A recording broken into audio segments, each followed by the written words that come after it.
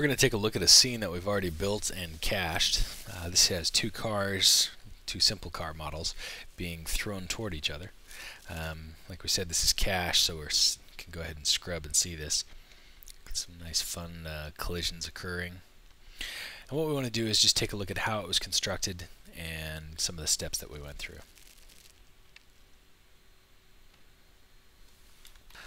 Okay, so jump into the TP UI, and you can see here we've got a lifespan first.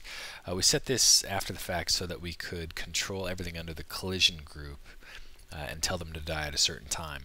We do that so that they only live for so long, they die off, and then a new set of cars can come out. After the lifespan rule, we've got the born rule, and here in the born rule it's a little hard to see in this size of screen. We'll extend this out. It's pretty simple. We've just got a node. We're using each of these two node helpers out here. We get the direction, position born, and we're using a rate here to control both of these position borns. And then both of these position borns also reference the car. In the next rule, we've got a pretty simple force, which is just telling these collisions, which includes the car and the frags.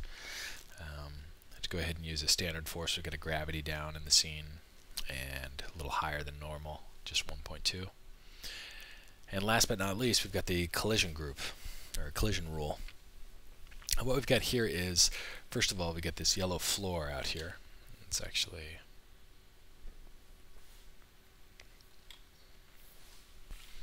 okay, as we were saying, we've got a node out here for the floor. This is going to give the shape collision a floor for all the frags and everything else to bounce off of.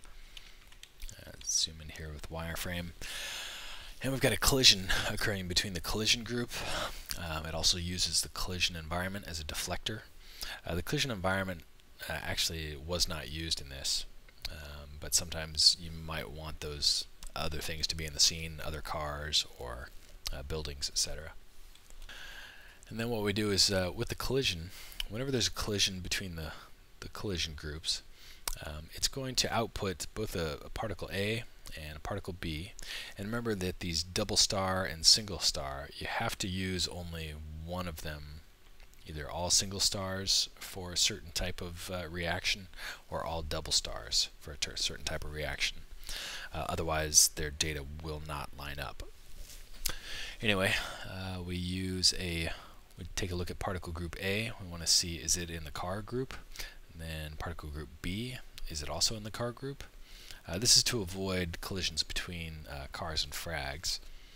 And if both of those, that current collision contains those two particles and they're both in the car group, then what we're going to do is we're going to go ahead and fragment both of those two particles, particle A and particle B, and we pipe them into these two fragment operators.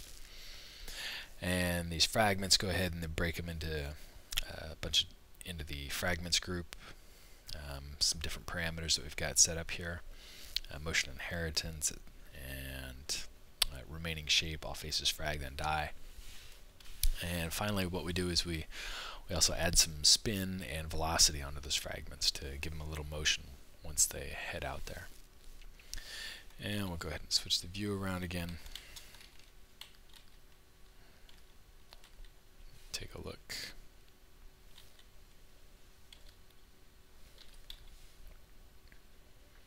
So we can see those two cars come at each other, and once the two of them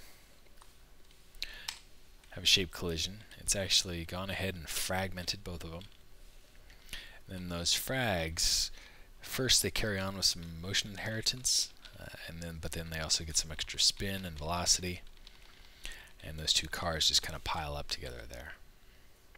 So this is just really one of the really simple ways that you can use shape collision, detect if particle A and particle B are in specific groups, and if both of them are, then go ahead and fragment those and do whatever else there. So this is just a very quick overview. We're going to go ahead and include this file scene, CarAgainstCar 2.